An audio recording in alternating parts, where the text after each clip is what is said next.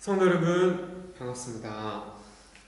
네, 벌써 5월이 되었습니다. 5월 첫째 주 수요 성경 공부 또 함께 유튜브로 이렇게 접속하셔서 수요 성경 공부 자리에 이렇게 함께 하시는 모든 분들 주님의 이름으로 축복합니다. 이 시간 함께 찬송가 28장 함께 찬송하심으로 5월 첫째 주 수요 성경 공부를 시작하겠습니다. 함께 가지고 계신 찬송가 28장을 함께 찬송하도록 하겠습니다. 찬송가 28장입니다. 28장 복의 근원 강림하사 함께 가지고 계신 성경책 또 찬송가 펼치셔서 28장 복의 근원 강림하사 함께 찬송하시겠습니다.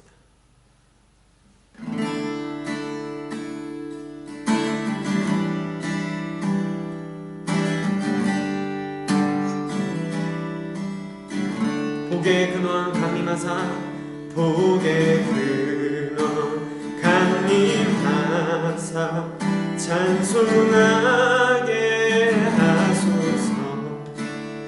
한량없이 자비하신 증량할 길 없도다. 천사들의 찬송가를 내게 가르치소서. 구속하신 그 사랑을 항상 찬송합니다. 주의 크신 도움 받아 이때까지 왔으니 이와 같이 천국에도 이르기를 바라네. 하나님의 품을 떠나 죄에 빠진 우리를 예수 구원하시려고 보혈을 주셨네. 주의 귀한 은혜 받고 일생 빚진 자 되네. 주의 은혜 사슬되사 나를 주께 배소서. 우리 마음은 연약하여 범죄하기 쉬우니 하나님이 받으시고 천국인을 주소서.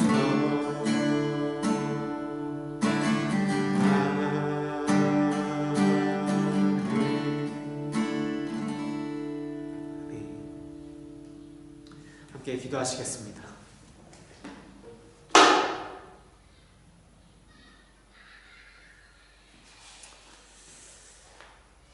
하나님 아버지 감사합니다. 오늘도 우리와 함께 하시며 우리와 함께 하시고 동행하시는 임마누엘 하나님의 그 은혜로 우리 삶을 붙드시고 지탱하시며 걸음걸음 우리와 함께 하심을 하나님 아버지 감사합니다.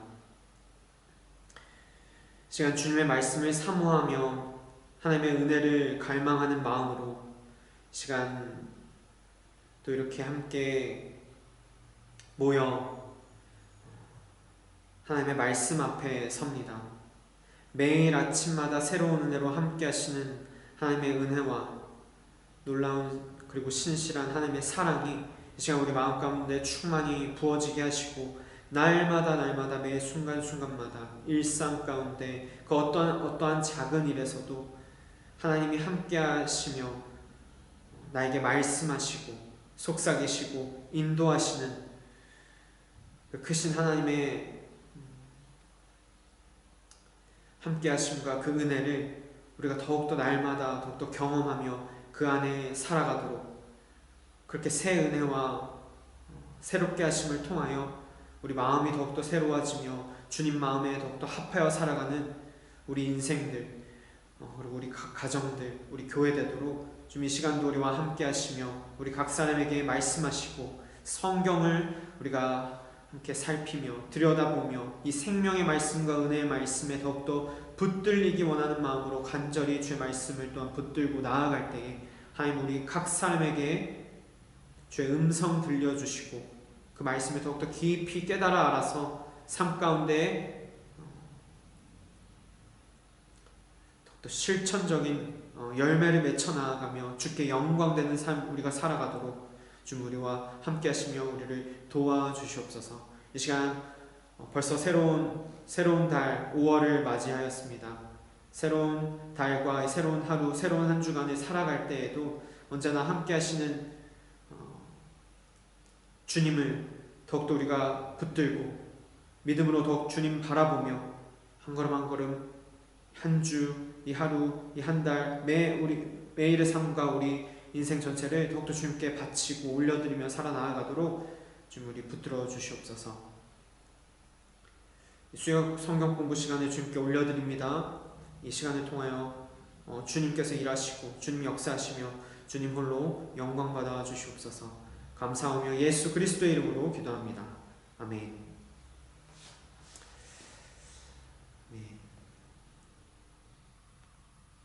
네, 성도 여러분 다시 한번 반갑습니다. 유튜브로 또 이렇게 접속하셔서 수요 성경 공부 시간에 함께 하시는 모든 분들 주님의 이름으로 축복합니다. 오늘 또 이제 특별히 저희가 5월 새로운 한 달을 맞아서 또 수요 성경 공부를 계속해서 진행하며 나아가는데 이 5월 달에는 이 새로운 교재를 좀 나가도록 하겠습니다. 보시는 바와 같이 소요리 문답 16주 완성이라는 이런 책인데 이 책을 조금 기반하여서 요리 문답 공부를 수요 성경 공부 시간에 조금 함께 나누고자 합니다. 이 소요리 문답 할 때 이 요리 하면은 많이 아시는 분들도 계시겠지만 또 굉장히 생소하게 느껴지실 수도 있을 것 같아요. 그래서 오늘은 이 요리 문답 성경 공부 시간의 첫 시간으로 오리엔테이션 격으로 요리, 이 교리란 무엇인가를 먼저 오리엔테이션으로 오늘 첫 시간에 가지도록 하겠습니다. 저희가 그래서 살펴보고자 하는 이 교재가 웨스트민스터 소요리 문답을 기초로 하는 책이에요. 이제 웨스트민스터 소요리 문답이라고 하면 107개의 문답으로 구성되어 있는 신앙 교육서입니다. 근데 이제 소요리 문답이라고 하는 이유는 대요리 문답이 있다는 뜻이겠죠. 이제 큰 더 방대한 분량으로 만들어진 이제 요리 문답이 있는가 하면 이제 조금 이제 성도들이 그리고 어린 아이들까지 쉽게 좀 접할 수 있도록 좀 분량을 좀 줄이고 한 문답 이렇게 아주 간략하고 핵심만을 요약하여서 잘 배울 수 있는 그런 것으로 이제 구성한 것이 이 소요리 문답입니다.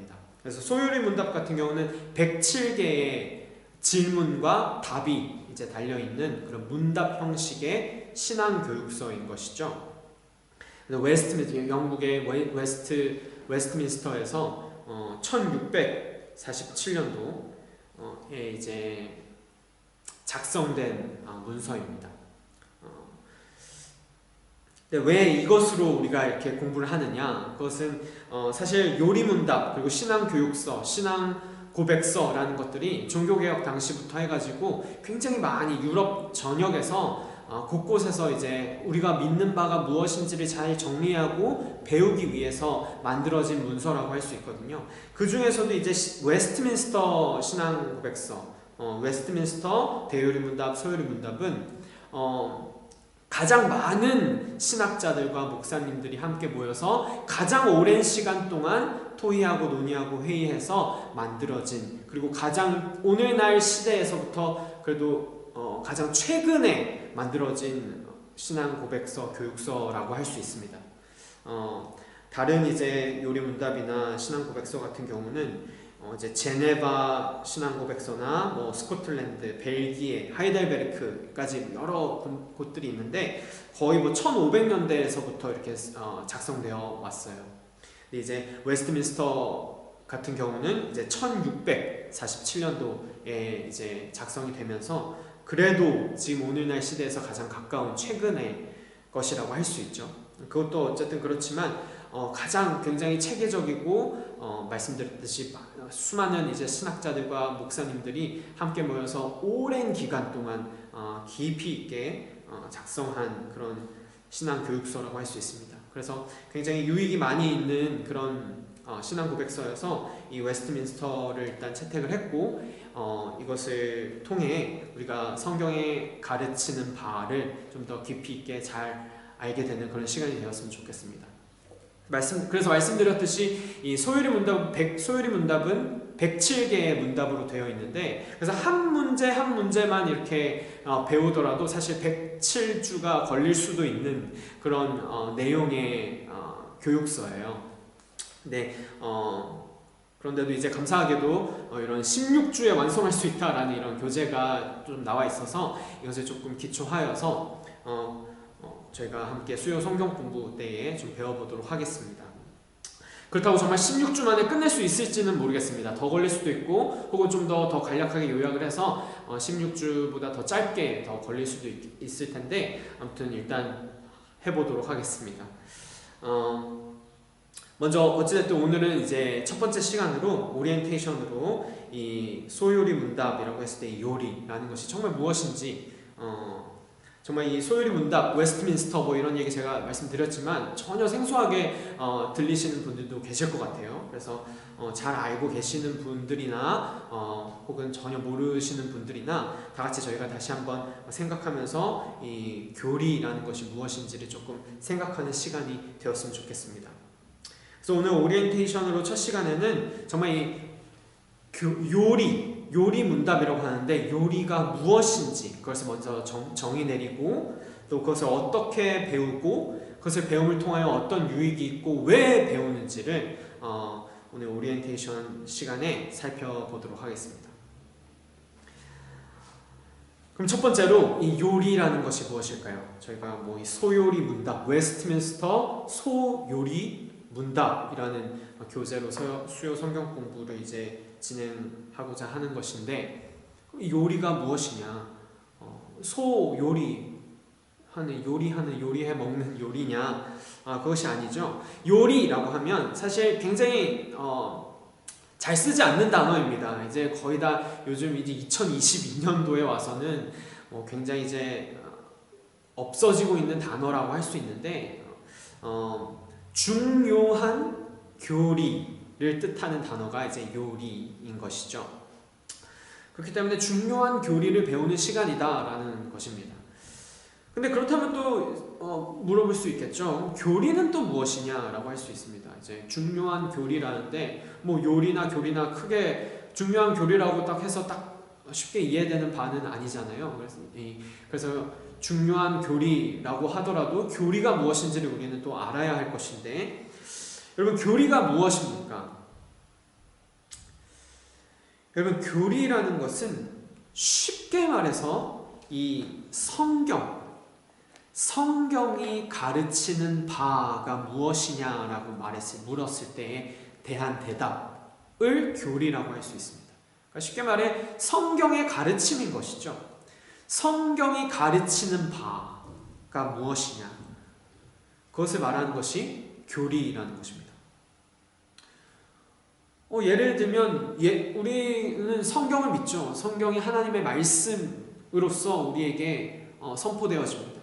성경이 말하는 바가 많이 있는데 그 중에 중요한 것 하나가 예수님을 믿는 믿음으로 구원받는다라는 사실이죠. 예수님을 믿음으로 구원받는다라는 이 말은 구원에 대한 교리라고 할 수 있습니다. 성경이 구원이라는 것에 대해 가르치는 바인 것입니다. 믿음으로 구원받는 것이다. 그래서 다시 말해 우리는 성경이 가르치는 바를 우리가 지금 배우고자 한다는 것입니다. 그것 중에서도 정말 중요한 부분을 우리가 배우는 것이죠. 다시 말해 교리는 성경의 가르침이라고 할 수 있습니다. 그래서 요리는 그 성경의 가르침 중에서도 아주 중요한 교리, 그것들을 얘기할 때 아주 중요한 교리로서 요리다 라고 이제 얘기를 한다는 것입니다. 그래서 결국 쉽게 말하면 이 교리라는 것은 결국 성경의 가르침이라는 거 한마디로 정의할 수 있을 것인데, 그렇다면 성경 공부지 왜 교리 공부, 요리 공부인가? 라고 또한 우리는 물어볼 수 있을 것입니다. 성경 공부, 성경 공부 시간과 교리 공부, 요리 공부가 뭐가 다른 것이냐? 요리는 성경의 가르침, 교리는 성경의 가르침, 그리고 요리는 그 중요한 교리를 뜻하는 것인데 결국 성경을 배우는 시간인 것입니다. 그렇다면 왜 굳이 이제는 쇠퇴하여져 가고 있고 쓰지 않는 단어, 교리나 요리라는 단어를 왜 굳이 표현하는가? 그것에는 사실 이유가 있습니다. 이 요리라는 것, 특히 이 교리라는 것은 굉장히 이제 오래된 단어이고 잘 쓰지 않는 말이고 이해하지 못하고 잘 모르는 사람들이 많은 것이 오늘날의 현실인데도 불구하고 성경 공부와는 다른 바가 있기 때문입니다. 왜 교리인가? 라고 했을 때 그 이유는 교리란 성경의 가르침인데 더 정확하게는 성경 전체가 오늘날 우리에게 가르치고 있는 바를 말해주고 있기 때문입니다. 교리가 그것을 말하고 있습니다. 왜냐하면 성경은, 여러분 이 성경책은 몇 권인가요? 성경은 한 권이죠. 아닌가요? 네, 성경은 한 권이 아닙니다. 성경은 66권이나 되는 책이 모인 한 권의 책이에요. 구약 39권, 신약 27권이 있습니다. 그리고 각 권마다 쓰여진 시대가 다르고 쓰여진 장소가 다르고 그 기록한 저자도 다 다릅니다. 그런데 그 66권, 그 몇 수년의 그 시간에 걸쳐 기록되어진 66권의 이 성경 말씀, 이 책이 다 통일성을 가지고 우리에게 가르치는 바가 있다는 것이죠. 66권 전체의 가르침, 그 가르치는 바가 있다는 것입니다. 그래서 쉽게 말해서 성경 공부라고 하면 저희가 이 한 권 한 권, 창세기, 출애굽기, 레위기부터 요한계시록까지 한 권 한 권 좀 그 숲보다는 그 나무 한 그루 한 그루 그 깊이 좀 디테일하게 그 안으로 들어가서 그 한 권 한 권을 배우는 것을 어떻게 보면 성경 공부라고 할 수 있을 것입니다. 그런데 이제 교리 공부는 어떻게 보면 숲을 보는 것이죠. 66권 전체가 우리에게 말하는 바, 가르치고 있는 바가 무엇이냐라고 했을 때 그 전체, 성경 전체에 가르치는 바가 있다라는 것입니다. 그래서 그것을 잘 정리한 것이 교리이고 또 그것 중에서도 중요한 교리가 요리다라고 하는 것이죠. 그래서 말씀드렸듯이 이 웨스트민스터나 하이델베르크나 제네바나 스코틀랜드나 각 지역별로 많은 이 요리 문답, 신앙 교육서들이 작성이 되었어요. 근데 그것들이 다 정말 성경이 우리에게 뭐라고 말하는지, 성경 전체가, 이 66권 전체가 우리에게 가르치는 바가 무엇인가, 그것을 잘 정리할 필요가 있겠다. 그리고 체계적으로 잘 배워야겠다라는 필요를 느낌으로써 이런 웨스트민스터나 하이델베르크나 이런 요리 문답들이 작성이 되었다라는 것입니다. 그래서 교리라는 것은 사실 굉장히 중요한 것입니다. 성경의 가르치고 있는 바를 잘 정리해서 우리에게 알려주는 것이 교리이기 때문에 교리를 잘 알아야 성경이 우리에게 뭘 말하는지를 잘 깨닫고 잘 이해할 수 있는 것이죠. 우리를 향한 하나님의 뜻을 더 잘 배우고자 하는 것이 이 교리에 담겨 있다라고 할 수 있습니다. 그래서 교리는 너무나도 중요하다. 그래서 우리가 이렇게 웨스트민스터나 뭐 하이델베르크나 여러 신앙 교육서나 이 교리 문답서들이 있는데 그 중에 하나를 우리가 체계적으로 한번 잘 들여다보고 배워보기 원한다라는 것입니다.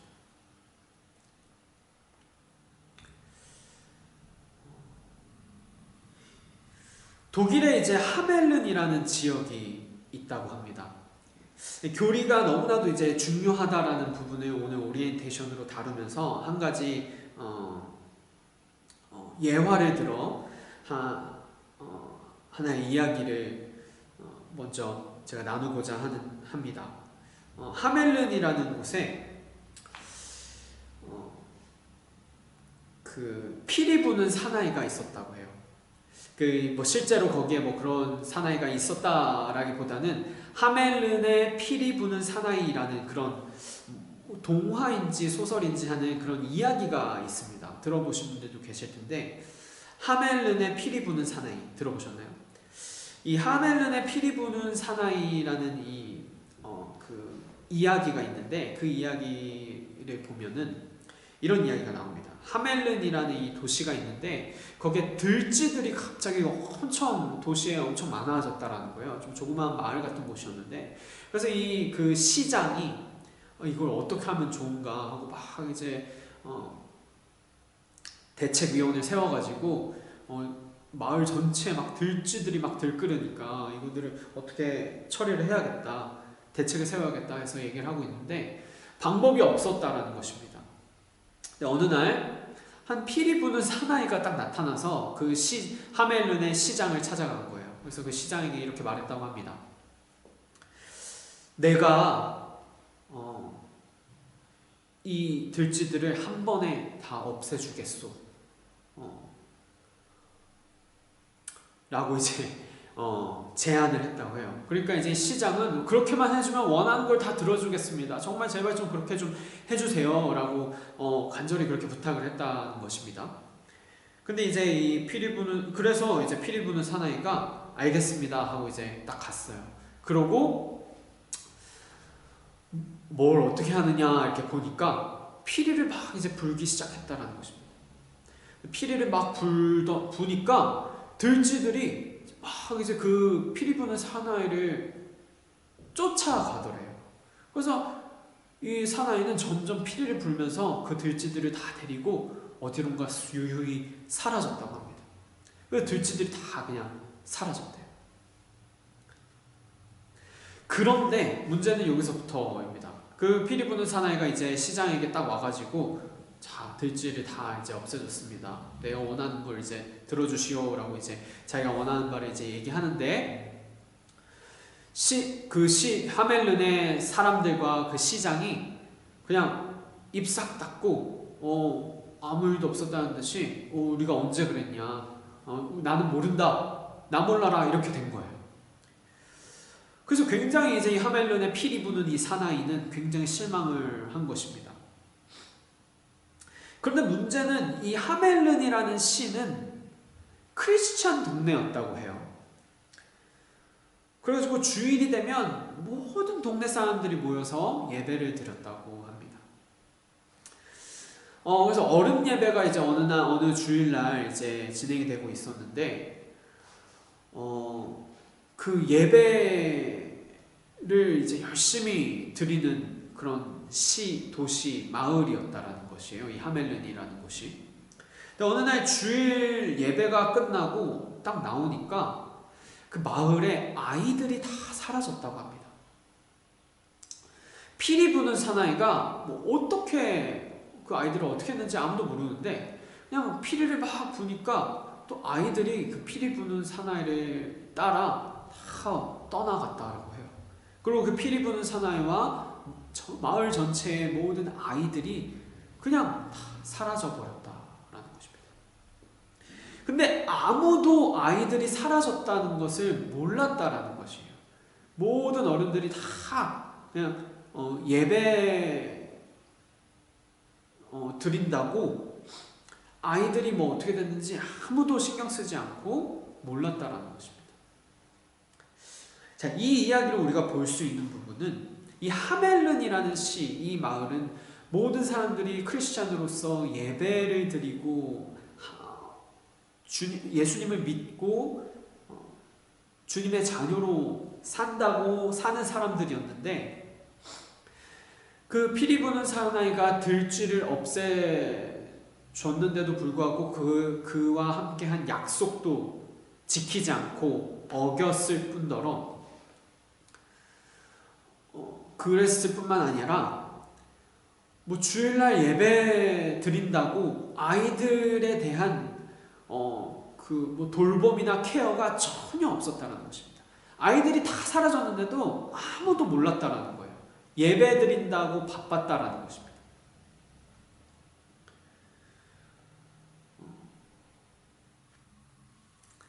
여러분, 이것이 말하는 바가 무엇일까요? 여러분, 아무리 열심히 신앙생활을 하고 아무리 열심 있는 크리스천이다 하더라도 삶이 변하지 않으면 올바른 크리스천이라고 할 수 없다라는 것입니다. 약속도 어기고 약속을 중요시 여기지 않고, 그리고 가정의 아이들을 돌봄이 전혀 없이 그냥 예배드린다고 바쁘기만 한 그런 신앙생활, 삶의 실천이 전혀 신앙과 동떨어져 살아가는 그런 이 하멜른 씨의 사람들처럼 우리도 열심히 믿을 수는 있지만 바르게 믿지 못할 때가 너무 많다라는 것을 이 하멜른의 피리 부는 사나이의 이야기를 통해서 우리가 생각할 수 있는 것입니다.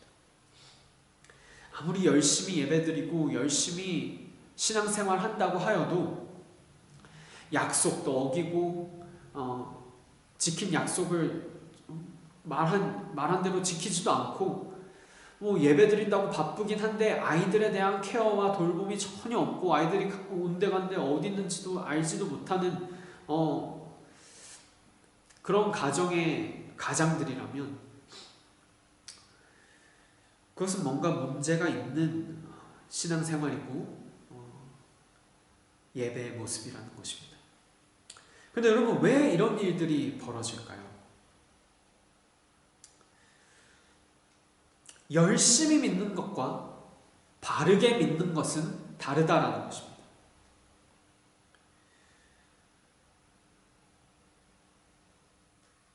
그래서 결국 우리는 바르게 믿고 바른 신앙으로서 바른 신앙생활을 해야 되는 것인데, 그렇다면 이 바른 믿음이란 무엇인가를 우리가 생각했을 때 그 바른 믿음이야말로 우리 믿음의 유일한 근거인 이 성경에 뿌리 내린 믿음을 말하는 것입니다. 여러분, 우리의 믿음이 바른 믿음이 되려면 이 믿음의 유일한 근거가 이 성경에 온전히 뿌리 내려야 된다라는 것입니다. 나의 생각, 나의 경험, 나의 지식이 아니라 이 성경이 유일한 기준이 돼야 합니다. 그래서 성경을 Standard of Faith라고 말을 해요. 유일한 기준이 된다는 것입니다. 여러분, 왜 크리스찬들이 신앙생활을 잘 하다가도 격길로 빠지고 이단에까지도 빠지는 일이 왜 생길까요? 여러분, 그것은 다른 이유가 아닙니다. 성경에 무지하기 때문인 것입니다. 그럴듯한 말에 우아하고 이쪽으로 가고, 저럴듯한 말에 우아하고 이쪽으로 가고, 이리저리 갈팡질팡 우왕좌왕하는 것이 이 유일한 기준이 되고 믿음의 유일한 근거가 되는 성경에 온전히 뿌리 내리지 못한 모습이 바로 그런 모습이라는 것입니다. 그래서 종교개혁 당시에도 그랬던 것이죠. 여러분, 교회는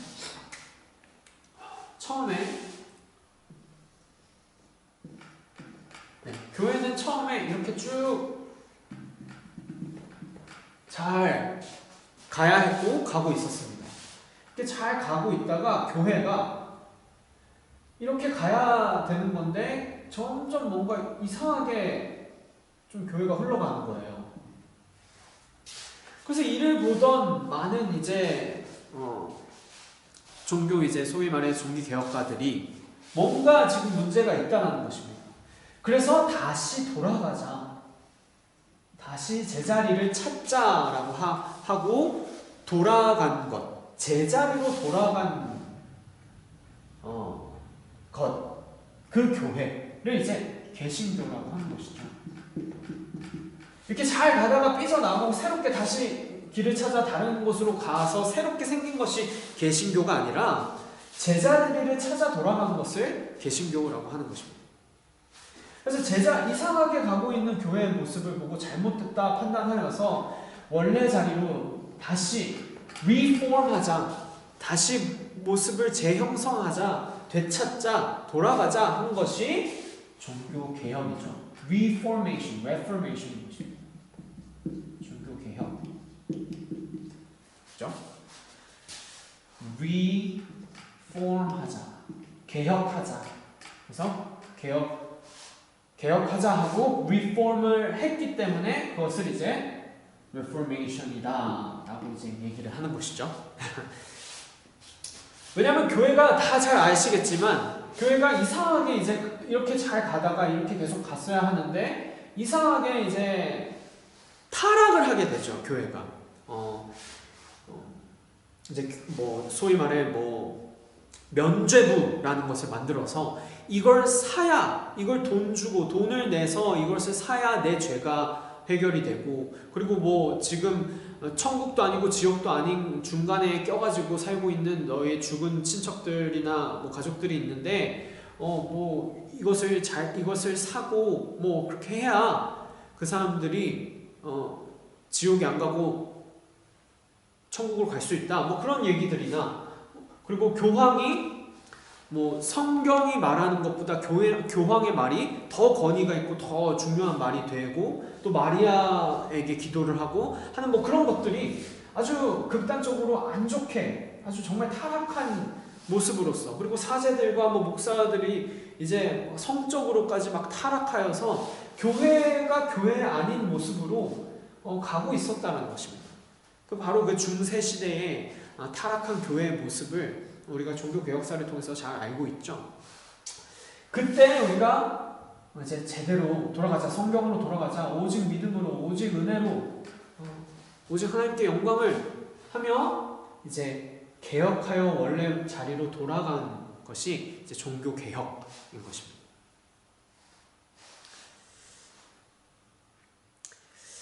근데 바로 이 당시 종교개혁을 해야 했던 이 당시에도 많은 사람들이 갈팡질팡 우왕좌왕 했기 때문에 이런 타락의 양상들이 나타났다는 것이죠. 다시 말해 우리 믿음의 유일한 근거이고 유일한 기준이 되는 성경을 잘 몰랐기 때문에, 성경에 무지하였기 때문에 너무 갈팡질팡 우왕좌왕하게 되었다는 것입니다. 이 종교 개혁을 하면 원래 자리로 돌아감에 있어서도 루터가 개혁을 하고, 또 칼빈이라는 이제 신학자들, 목회자들이 이제 나왔죠. 근데 그 당시에도 막 루터 말을 들으면 와 하고 이쪽으로 가다가 또 칼빈 말을 들으니까 또 막 칼빈에게 와 이렇게 가다가 우왕좌왕하는 모습들이 종교개혁 당시에도 많이 있었다는 것입니다. 그래서 이 모습을 보고 있었던 독일의 프리드리히 3세라는 사람이 있었어요. 이 사람이 보니까 너무 안타까운 거예요. 종교개혁으로 이제 원래 자리로 잘 돌아가야 되긴 하겠는데 이 종교개혁도 쉽게 이루어지지 않았다라는 것입니다.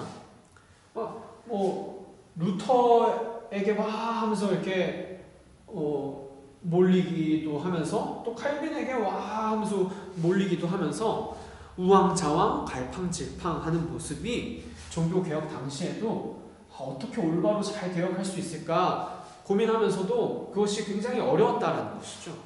그래서 그걸 보던 이 독일의 팔츠라는 지역이 있는데 거기에 이제 프리드리히 3세라는 사람이 너무 안타깝다라는 거예요. 그래서 우리는 정말 성경을 잘 알아야겠다라는 생각을 하게 되는 것입니다. 우리가 대체 뭘 믿나, 어떻게 개혁하여 어떻게 원래 자리로 리폼하여 잘 돌아가야 하는 것인가? 어떻게 하는 것이 진짜 잘 개혁하는 것인가? 무엇이 가장 성경적인 것인가? 우리는 대체 뭘 믿는가? 하나님은 누구신가? 믿음은 무엇이고 구원은 무엇이고 하나님 나라는 무엇인가? 은혜와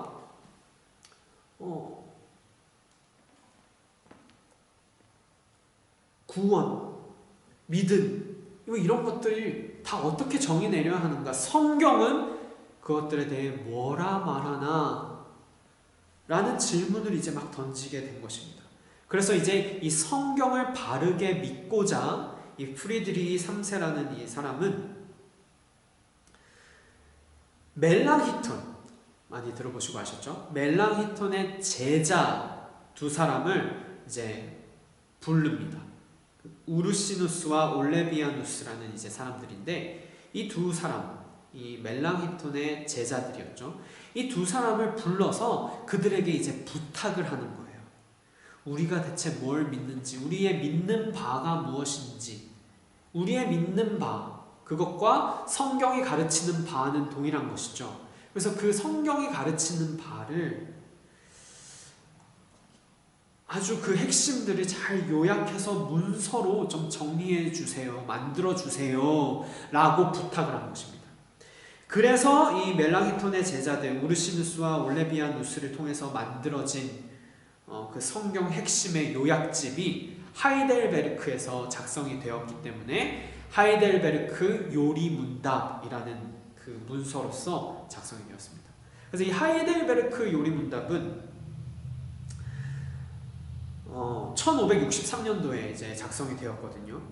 이것도 문답 형식으로 작성을 해서 이제 신앙 교육을 하기 위해 그렇게 문답 형식으로 Q&A 방식으로 작성을 한 것입니다. 우리가 믿는 바가 무엇인지 그것을 129개의 문답으로 하여서 첫 번째 질문에 인간의 유일한 위로가 무엇인가?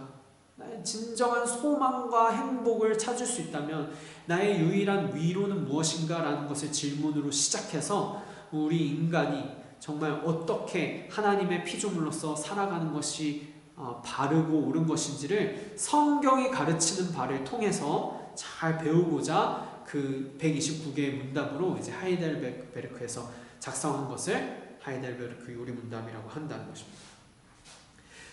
그와 같이 우리가 기준에서 벗어나서 갈팡질팡 우왕좌왕하며 극단적으로는 이단에까지 빠지는 일들, 한국에서는 뭐 신천지 이런 것들로 너무 여러 문제가 또 많잖아요. 근데 왜 대체 그런 일들이 벌어지는가?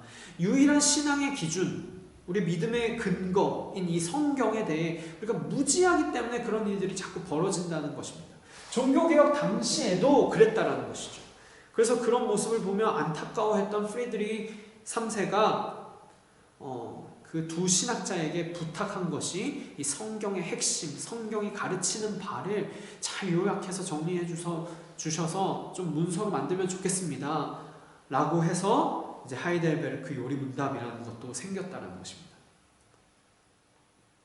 그래서 그렇게 하이델베르크뿐만이 아니라 여러 각 지역, 제네바나 벨기에나 스코틀랜드나 도르트나 네덜란드의 도르트나 곳곳에서 이제 종교개혁 당시에 유럽 전역에서 정말 잘 개혁하여 원래 자리로 잘 돌아가야겠다라는 취지로 이 신앙교육서, 요리문답, 교리에 대해서 성경이 가르치는 바가 무엇인지에 대해서 잘 정리하고 작성하는 그런 어떻게 보면 운동이 일어났다고도 볼 수 있는 것입니다.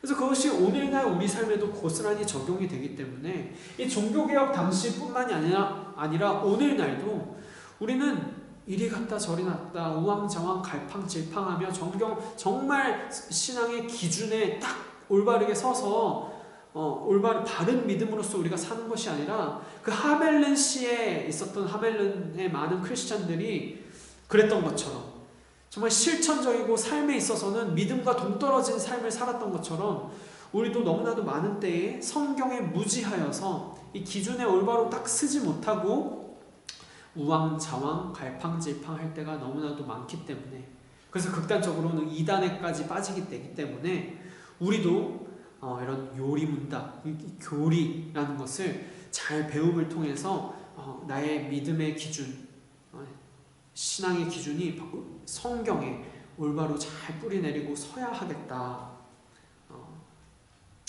라는 이제 마음으로 우리가 이 교리를 들여다보고 살피고 배우기 원한다라는 것입니다. 일단 지우고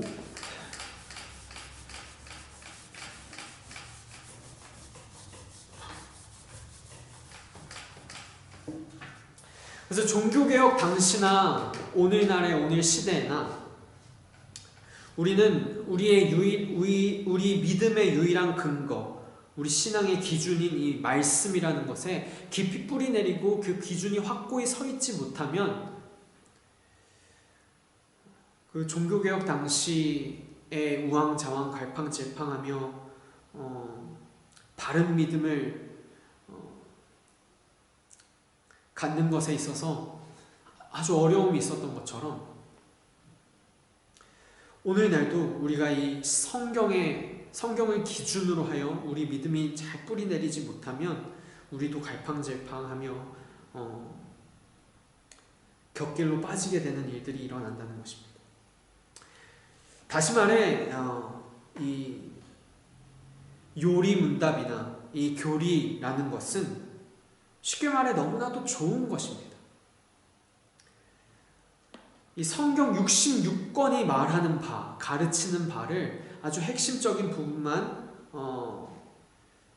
요약하여 정리하여서 가장 그 중요한 내용을 바르게 믿도록 돕는 것이 이 교리라고 할 수 있다는 것입니다.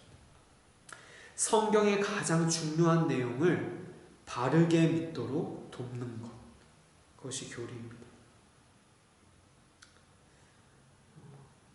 그래서 종교개혁 당시에도 그렇게 성경의 가장 중요한 내용을 바르게 믿고 갈팡질팡 안 하기 위해서 바르게 믿고 굳건히 그 신앙의 기준되는 말씀, 성경에 뿌리 내리기 위해서 이 교리라는 것을 잘 정리하고 문답으로 작성했다라는 것입니다.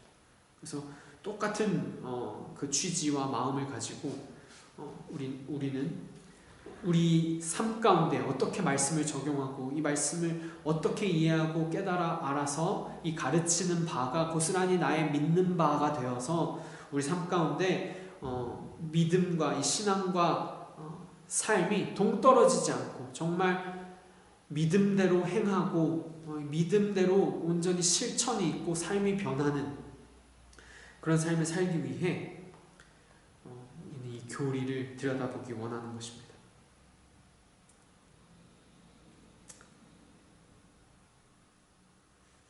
그래서 마지막으로 이 교리가 무엇인가 그리고 교리가 왜 이렇게 중요한가를 지금 이때까지 좀 살펴보았는데 교리의 유익을 조금 더 우리가 들여다보도록 하겠습니다. 우리가 앞으로 이 소요리 문답을 통해서 웨스트민스터 소요리 문답을 통해서 성경이 가르치는 바, 그 성경 전체의 가르침이라는 이 교리를 우리가 배울 때 왜 이렇게 요리 문답이라는 것까지 통해서 그런 좀 어렵다 싶을 정도로 느껴지는 교리라는 것을 왜 배워야 하는가? 그리고 너무 이 교리적이게 되면 머리만 커지는 것 아닌가? 이런 생각들을 우리가 할 수 있는데 그럼에도 불구하고 왜 이렇게 조금 지식을 쌓기 원하는 교리라는 것을 왜 배워야 하는가?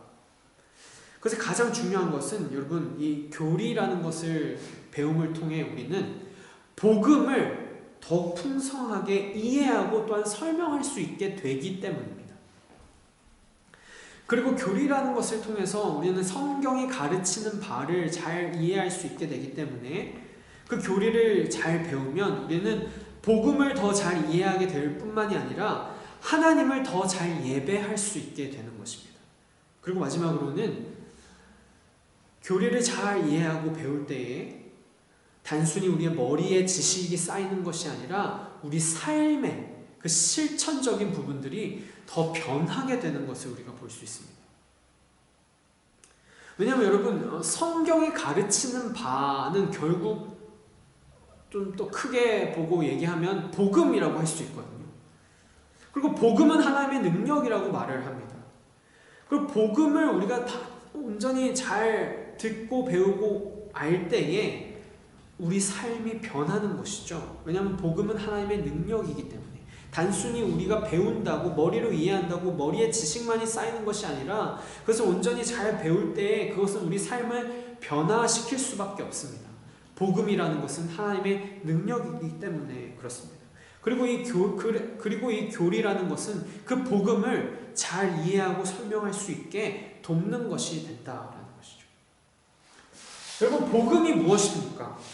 복음이라는 것을 그 내용을 우리가 설명을 하자면 쉽게 이렇게 내용을 설명할 수 있죠. 여러분, 하나님이 있습니다. 그리고 사람이 있습니다. 나 자신인 것이죠.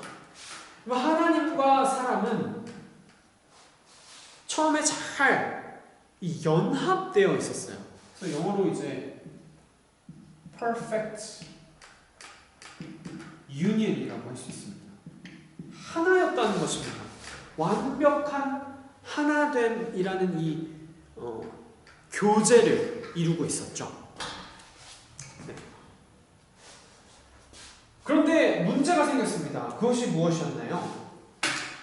하나님과 나는 이렇게 퍼펙트 유니언으로 하나됨, 그 연합의 관계에 있었는데 이 관계가 깨지게 되었습니다. 어떻게, 왜 깨지게 되었나요?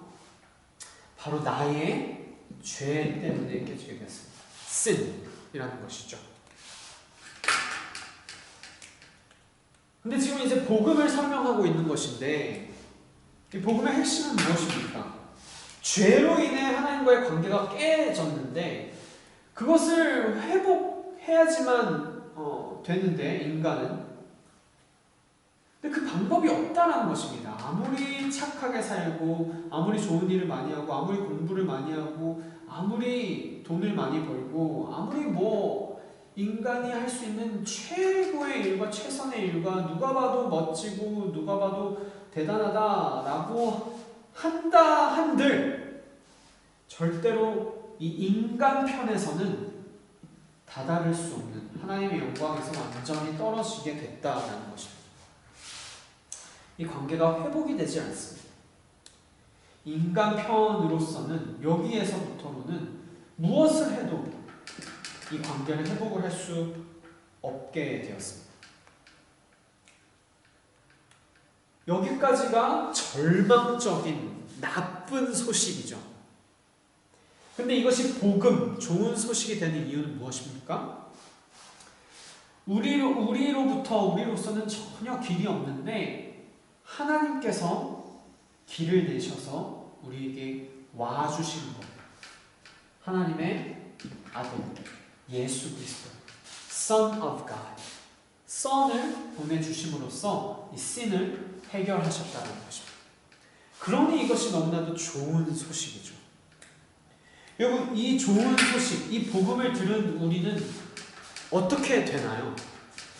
이 복음을 들은 우리는 하나님의 자녀가 되는 것입니다. 하나님의 아들 예수 그리스도의 Son 안에서 하나님의 자녀로서 양자 삼은 바 되어서 이제 우리의 삶은 완전히 변하게 되는 것이죠. 그래서 방금 그 복음, 그 좋은 소식을 듣고 그 복음을 받아들여서 예수님을 만난 그 예수님이 내 삶의 중심이 되어주시고 내가 예수님 주님 안에 거하게 되면 우리의 삶은 변화하게 됩니다. 그 전에는 우리의 삶의 중심에 내가 있었고 내 삶의 주인, 그리고 내 삶의 주인은 나라는 존재였습니다. 내 삶은 내 것이었죠. 그러나 이제 복음을 듣고 그 좋은 소식을 받아들이고 예수님 안에 거하게 된 우리는 우리 삶의 중심에 이제 예수님이 있게 되는 것입니다. 내 삶은 내 것이 아니고 주님의 것이 됩니다. 그래서 그러한 삶을 사는 사람은 삶의 중심에 내가 있는 것이 아니라 예수님이 있게 되고 그 예수님을 중심으로 한 그 삶은 이제 이런 삶의 모습을 가지고 살게 되는 것이죠. 위아래로는 하나님과 교제합니다. 말씀과 기도가 있어요. 말씀과 기도로 하나님과의 관계가 이제 세워지는 것이죠. 예수님을 중심으로 말씀을 읽고 예수님을 중심으로 기도합니다. 그래서 예수님의 이름으로 기도합니다. 아멘 하는 것이죠. 예수님이 중심되어 주십니다. 그리고 예수님을 중심으로 우리의 삶도 이 수평적인 관계가 완전히 변하죠. 어떻게 변하나요? 예수님을 중심으로 교제하게 됩니다. 그리고 예수님을 중심으로 증거하게 되는 것이죠. 이것이 이제 우리의 삶이 됩니다.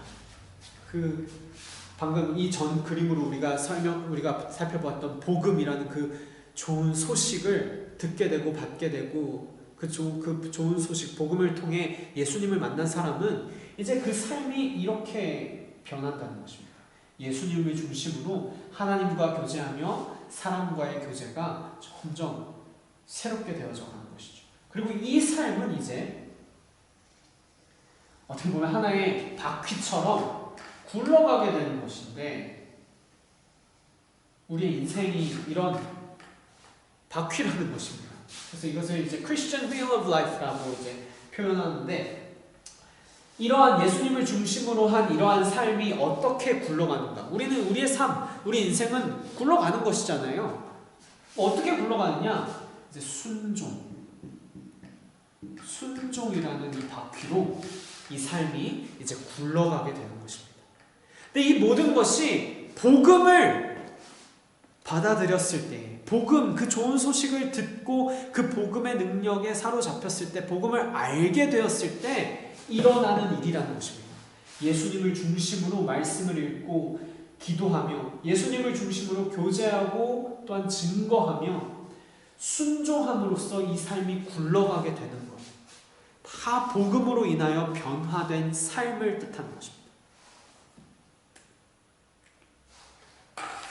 다시 말해 이러한 삶의 변화가 없으면 복음을 제대로 이해하지 못한 것이죠. 하멜른 씨의 많은 크리스찬들처럼 약속도 어기고 예배는 드리는데 아이들에 대한 전혀 관심이나 케어가 전혀 없었던 그 크리스찬들, 그들은 삶이 전혀 변화되지 않았던 크리스찬들이었다는 것입니다. 근데 그런 일이 왜 일어나느냐? 믿음의 기준이 되며 믿음의 근거가 되는 성경에 무지하기 때문에, 이 성경이 말하는 바, 가르치는 바, 참된 복음, 그 진리가 우리에게 들려지고 깨달아지고 우리 삶 가운데 뿌리 내리면 우리 삶은 예수님을 중심으로써 이렇게 변화하여 순종으로 굴러가지 않을 수 없다라는 것을 말하는 것입니다. 그래서 이 복음이란 너무나도 중요한 것인데 그 복음을 잘 풍성하게 설명하고 이해시켜 주는 것이 교리라는 것이죠. 성경의 핵심을, 그 성경 전체가 가르치는 가르침, 그 가르치는 바를 잘 요약 정리하여 우리가 배우는 것, 그것이 이 교리 공부에 담겨져 있다는 것입니다.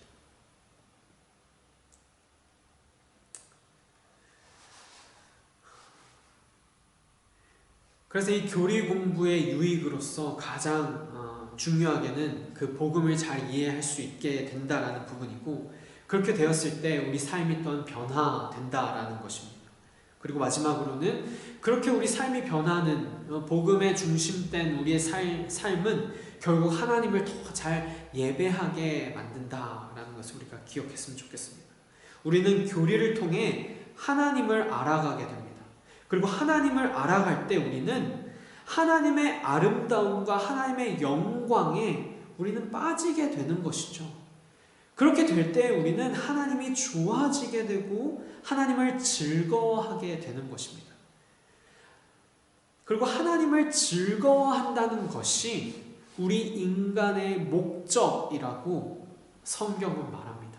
그것이 우리가 또 살펴보게 될 소요리 문답의 첫 번째 질문이기도 한데, 그 첫 번째 질문은 인간의 목적이 무엇이냐라는 것을 질문하며 나아가거든요. 근데 그것은 인간의 목적을 성경 전체가 어떻게 가르치느냐 했을 때 그것은 하나님께 영광 돌리는 것, 하나님을 영화롭게 하는 것과 하나님을 영원토록 즐거워하는 것이다 라는 것이 그 첫 번째 인간의 목적을 묻는 것에 대한 대답입니다. 근데 우리가 교리를 통해 하나님을 알아갈 때 우리는 그 하나님의 영광을, 그 아름다움을 보게 되고 더욱더 알게 되고 그것에 빠지게 되기 때문에 그 하나님을 더욱더 즐거워하게 된다라는 것이죠. 그리고 그것은 우리의 인간의 목적과도 연결된다는 것입니다. 하나님을 온전히 예배하게 되는 것입니다. 우리는 하나님을 온전히 즐거워할 때 하나님께 영광 돌릴 수 있습니다. 내가 하나님 안에서 참된 즐거움과 기쁨을 누릴 때 하나님께서 우리 삶을 통해 영광 받으시기 때문에 그렇습니다. 그래서 우리가 수요 성경 공부를 통해서 성경이 가르치는 바, 성경 전체의 가르침을 그 핵심을 요약하여 정리한 이 교리, 그 중에서도 중요한 그 교리, 요리를 우리가 배우며 나아갈 때에 항상 이것을 기억했으면 좋겠습니다. 하나님의 영광을 우리가 더 맛보고 그것을 기뻐하고 즐거워하며 하나님을 온전히 더 예배하기 위해, 그리고 그렇게 하나님을 예배하는 예배자로서 살아가며 내 삶이 정말로 변하기 위해 교리를 배운다라는 것을 항상 기억하며 말씀을 깊이 들여다보고 상고하고 은혜를 사모하는 우리 모두가 되길 간절히 기도합니다. 이제 함께 기도함으로 오늘 첫 번째 소요리 문답 수요 성경 공부의 오리엔테이션을 오늘 기도함으로써 마무리하도록 하겠습니다. 그리고 다음 주부터 이제 이 소요리 문답이라는 교재를 통해서 한 문답 한 문답 그 질문과 대답을 통해서 성경이 가르치는 바를 우리가 좀 더 잘 들여다보며 내 삶이 어떻게 그 교리를 통해 변화받아야 할지를 계속해서 한 주 한 주 우리가 살펴보고 배워가고 변화되어져 가는 우리 모두가 되길 간절히 기도합니다. 이 시간 함께 기도하시겠습니다. 놀라운 사랑으로 우리를 깊이 사랑하시는 하나님 아버지 감사합니다. 하나님의 사랑이 너무나도 깊고 높고 넓고 길어서 그 사랑이 무한하여 날마다 우리의 삶 가운데 그 사랑을 나타내시고 하나님의 사랑이 우리 마음에 부은 바 되어서 그 사랑으로 우리 삶이 또한 변화되어져 나아갈 수 있도록 성령 하나님께서 우리 안에서 또한 일하시고 이 우리에게 주어주신 신앙의 유일한 근거와 기준이 되는 성경 말씀을 통하여서 우리가 주님을 닮아 주님을 따라 살아가도록 우리를 언제나 인도하시고 우리와 함께 하심을 아버지 감사합니다.